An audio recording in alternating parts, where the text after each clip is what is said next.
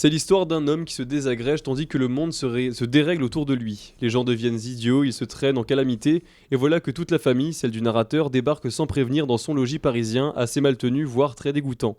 L'homme, déjà de mauvaise humeur, a une réaction déplacée, il assassine tout le monde, à moins que cet acte répréhensible ne soit le fait d'un certain Babolowski, c'est possible aussi.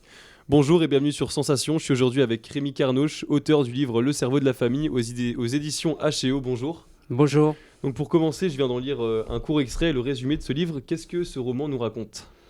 Il raconte l'histoire d'un homme qui perd tous ses moyens au début du livre, part en pièces détachées complètement, puis se reprend et repart à l'attaque, plus ou moins, hein. Et dans un monde quand même dans un monde qui aussi, effectivement, comme il est dit dans le résumé, qui se désagrège complètement, où tout le monde, où il y aurait comme un virus, mais un virus qui attaquerait surtout le cerveau, quoi. Et tout le monde deviendrait à peu près idiot, et le narrateur le premier. Donc, il se débat contre son idiotie. C'est un combat contre l'idiotie, en gros. Voilà. Alors Le cerveau de la famille, donc c'est le titre que vous avez donné à votre livre. Il fait référence donc au père du narrateur Voilà, qui c'est le ça. hante en quelque sorte. Mais pourquoi du coup avoir choisi de donner ce titre au roman? Pourquoi ce titre représente votre roman? Bah, au début, pendant très longtemps, je l'appelais Les Décérébrés, ce roman. Comme il vient de très loin, quand je l'ai relu, c'est pas la partie qui m'a séduit. J'ai pu le relire avec un peu de recul. Et j'ai vu un surplomb, un jugement que je renie pas, hein. Je ne veux pas dire qu'il y est pas, mais du coup, j'ai pas voulu, moi, dire que les autres étaient des décérébrés. Ça m'intéressait plus tellement. Je me trouvais un peu ridicule. Donc le cerveau de la famille, et puis le père a pris une importance démesurée peu à peu, quoi. C'est le combat avec le père. Voilà, l'amour-haine du père. Alors vous avez écrit ce roman d'une façon particulière, vous vous adressez directement aux lecteurs. Est-ce que c'est important pour vous cette proximité justement avec eux?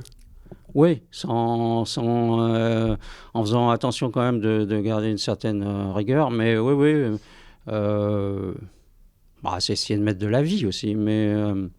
Et puis au départ, comme d'ailleurs Destination Lovecraft, enfin un autre roman, donc c'est né sur un site de Mano Solo qui l'avait fermé.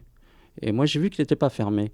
Et il y avait un forum. Donc, la nuit, j'allais écrire là-dedans. Et c'était un exercice de liberté parce que j'avais l'impression donc, de m'adresser quand même à quelqu'un. Et en même temps, j'avais appelé ça d'ailleurs, c'est le tout premier titre, Les squatteurs du site désert. Et donc, je publiais ça. Et en fait, la mère de Mano Solo venait me répondre. J'avais pas compris au début que c'était elle. Donc au début, c'était vraiment pouvoir tout dire, tout y aller, quoi, y aller à mort. Et puis peu à peu, j'ai repris ça, quoi. Alors au début de l'histoire, vous dites une phrase, donc je la cite: les mots peuvent entraîner les esprits fragiles vers des activités regrettables. Donc cette phrase, je la trouve extrêmement vraie. Est-ce que c'est du vécu? Ça, c'est délicat, finalement. Des fois, on dit justement des phrases oui, enfin, vécu, non, mais c'est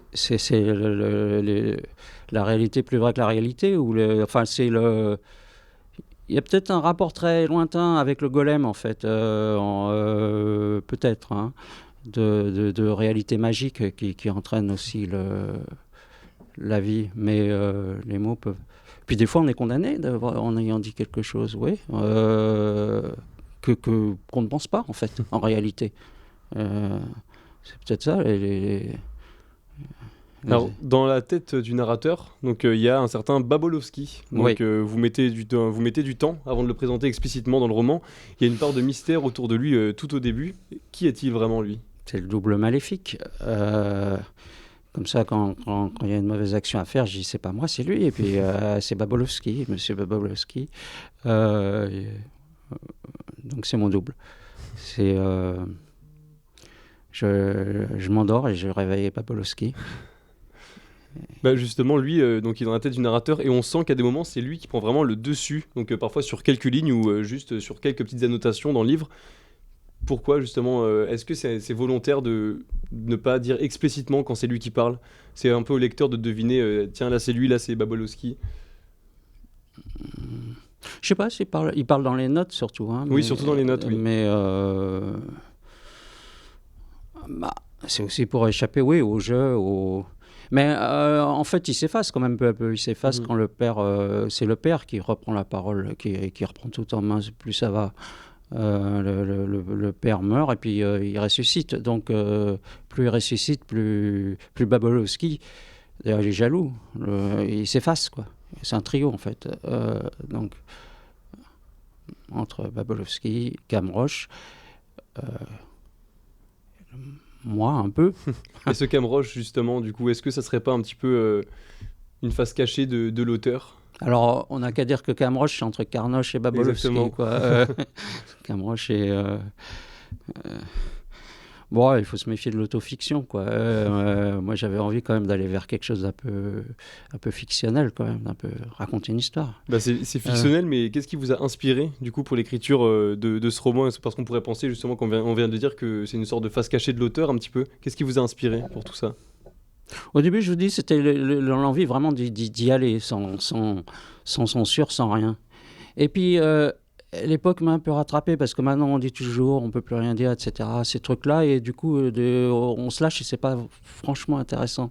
Et donc, mais au début c'était ça. Et c'était quand même un certain cafard, une certaine noirceur en moi. J'avais envie de l'exprimer à mort, quoi.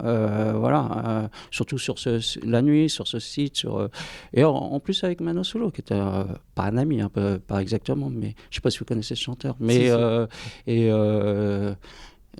il y avait un rapport assez heurté, disons, comme il avait avec tout le monde, mais et amical, et il m'a beaucoup aidé, et voilà.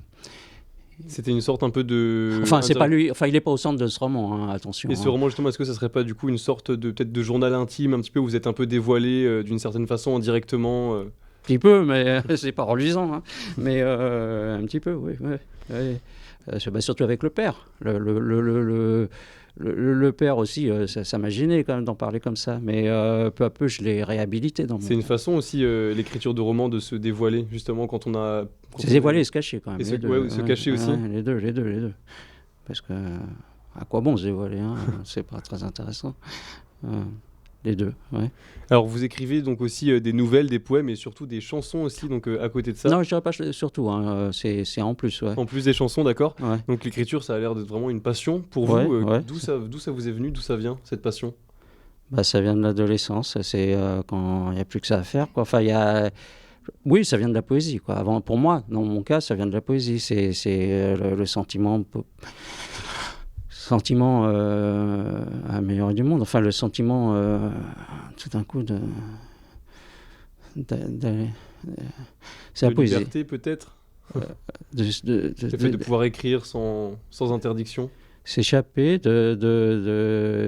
et puis peu à peu ça devient une technique parce que moi je n'avais pas de technique au départ, justement j'avais pas suivi d'études, j'étais parti, enfin, donc c'est plutôt sur la plage, n'importe où, enfin ça pendant 10 ans ça a été partout, quoi. Et à quel moment vous vous êtes dit justement, tiens, ça je veux en faire mon métier, je veux écrire?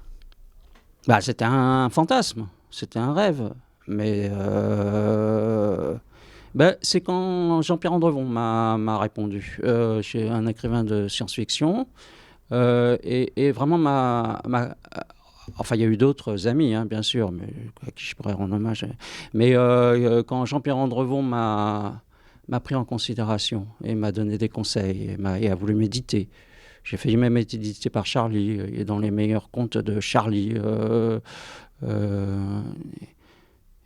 Et il m'a pris dans une nouvelle pour de Noël, fantastique. Donc là, pris au sérieux par ce type, je me suis pris au sérieux, quoi, un peu.